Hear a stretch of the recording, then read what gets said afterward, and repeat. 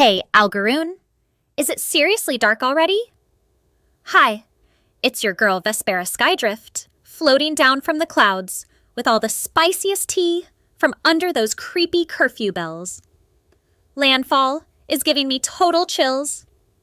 Meets Butterflies vibes tonight, you guys. Thorn, Nightshade here, and perhaps the one who actually knows what minute it is. Welcome to Algaroon. After dark, where the city pretends to sleep and the blood wakes up screaming.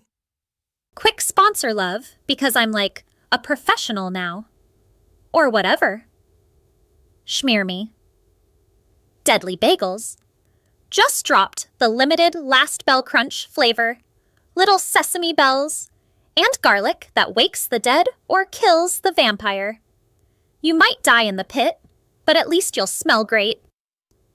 Let's descend into tonight's episode. So the squad is chilling at the Gilded Fountain, and these two roughnecks are full-on bickering because one wants to go punch faces at the dead minute, but it's his besties last night in town. Uhnjer tries to buy the passes and the guy's all, ha ha ha, no, you don't buy your way in, you find it. Obsessed. Sunniva, still slaying it as Gronk Bloodbather, the male half-orc guard, is working the bar like a queen. Roddy Blackston, the half-orc bouncer who looks like he headbutted regret for 40 straight years, drops the real tea. Bartenders and owners sell the tickets. It's simple, pricey, but worth it. He also name-drops the rest of Landfall's nightlife buffet. Other clubs, a chapel if you're feeling holy, and some super sketchy clifftop hostel with very interesting people. Is it me, or is this guy a little too perfect to be chatting up Gronkiva, given their similar backgrounds? I mean, what are the odds? Roddy is giving total protective daddy bouncer energy. If he manages to make Gronkova blush, she might just kill Uhnjer to make up for it.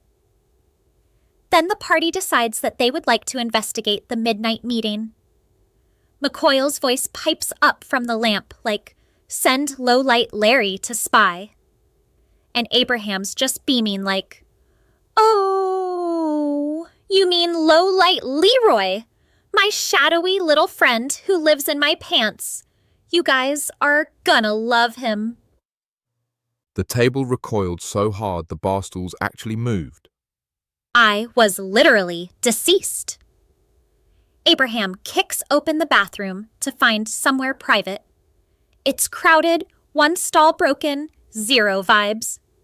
Roddy looks like he aged 10 years on the spot and just points to the catacombs like, go be weird down there, please. So the whole squad ends up in the creepy tunnels. Abraham decides against low-light Leroy and instead starts summoning little sparks, sad pops, tiny puffs of smoke. And one brick pops out of a wall nearby. Out slinks Slomo. He is a tiny weasel with a black hat and black hairy squiggles down his face. Gronkiva is right. Absolute cutest animal baby there ever was. Abraham in his proud dad voice, go do recon, buddy. Only check in if it's juicy. Slomo vanishes like he was born to be sneaky. Slomo finds the midnight meeting in a tense circle, the leader clutching a ledger like it's his firstborn. The collective is bolder than expected.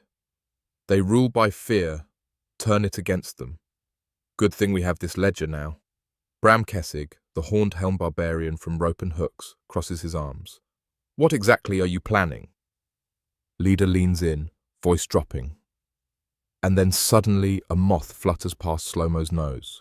The weasel loses his entire mind, pounces, spins, full cartoon chase. By the time Abraham yanks control back, the meeting's over. Handshakes, gone. Slomo gets told to tail Ledgerman instead. Another simple distraction, yeeting the party to the wayside of an otherwise successful mission.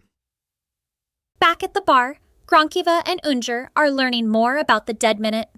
She eyes Roddy, then back at Gronkiva. Never seen a half-orc guard in here. You sure you're not cops? Uhnjer trying to help. Yeah, she's not a cop. Gronkiva slaps him clean off the stool. I swear it's like a Larry Curly Moe scene. He gets up, Another slap on the head. Like, ouch! Then a third when Uhnjer quietly points out Brother Keil as bloody knuckles. Third slap. Third fall. Uhnjer loses it. He's so funny when he's angry, threatening to start a bar fight. I mean, we all know that Gronkova would crush his tiny head. Cute gnome, though. A face so red and cartoonish, you could see the steam out of his ears and black lines above his head. The bar is now watching the longest-running comedy routine in Landfall history. Then the room freezes. The bartender enjoying the slap fight points to none other than Brother Keil, Bloody Knuckles himself. He steps forward, absolutely reeks of booze and worse. He's got bony, scarred hands, ragged religious symbol. Those near him who can stand does so in respect.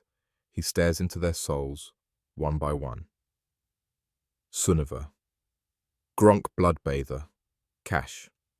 Gil Gunderson. Abraham and Borin answer as well.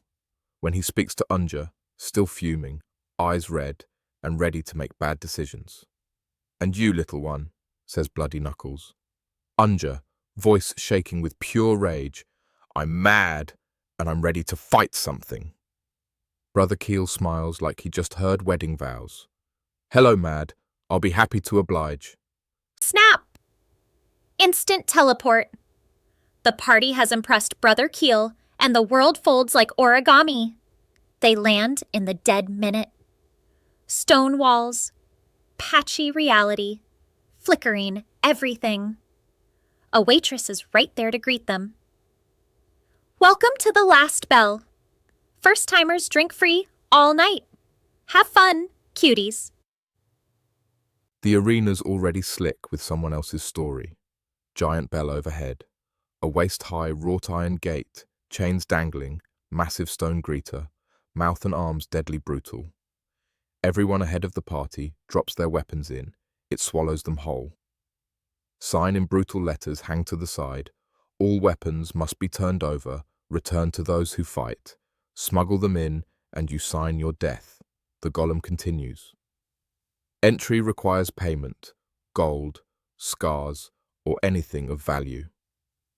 Uhnjer, either looking to get slapped a fourth time or has a stroke of genius, says, "Hey, somebody tell him a joke." Gronkova turns to smack him again. The Golem rumbles, "I will accept a joke." She recoils her hand back comically in confusion. Uhnjer, Cash and Sunniva each tell one joke. The Golem laughs, tectonic grinding. Your offer is acceptable. Borin's joke doesn't land and pays gold. Abraham offers a bagel. The Golem, for some reason, extends his palm to accept. Abraham demands that his hand be clean and to place a cloth on it. The Golem calmly rips a strip off its own cloak, lays it down like a napkin. Bagel accepted. Inside the pit is pure chaos energy. There is a raised platform where Mother Quiet stands with one hand on the rope, looking like she could end you with a glance. Red-cloaked Dreg is buying rounds, arms around shoulders, pure party daddy vibes. He spots the newbies and sweeps in. Welcome to the dead minute. No rules. One warning. Once you enter, you don't know what you're fighting until it's staring you in the face. The bell forgives nothing. Points up. That's Mother Quiet. She runs it. Dreg lists the menu. Skeletons, ogre, stone giant, black dragon, Oni. Bigger, messier, more iconic. Equals bigger, pot. There is a current bout. 3 adventurers versus ogre versus another 3 adventurers. And party bets fly. Sunniva takes the second team. Everyone else, except skeptical Cash, rides the ogre. It's a bloodbath. Team 1 melts immediately, and the ogre wins with 1 less arm than he entered with. Party walks away heavier in gold for the most part. Keil lectures them on responsible gambling. Suddenly, there is AA quiet voice beside him. Smart man you are. If you want a sure bet, look for Veldris the Tattered. Come find me later. He offers a wink, then is gone. Dreg drops 3 more names before he bounces. Hollowjack, last-minute potions and gear, Sivin, Redmark, free all-night drink vouchers, and the quiet man in the blue coat off to the side. I don't know who he is, but you should probably say hi. Dreg gives the final warning as he leaves. Once you enter, you fight. Outside interference is allowed. Good luck, babies. So here they stand, disarmed, half-drunk on free booze, staring at a pit that's still steaming. The bell is waiting. Mother Quiet's hand rests lightly on the rope. The next minute is already breathing down their necks. Will they jump in headlong? Suss it out with some more bets? Will they chase Veldris for the sure thing? Will they finally talk to the mysterious blue-coat hottie who feels dangerous? Or will Slomo steal the show and perhaps even the ledger? Will the ledger man crash into his final toll? The dead minute forgives nothing, cuties. Sleep tight, Algurun, if you can. This is Algurun After Dark. Cut deeper, bleed quieter.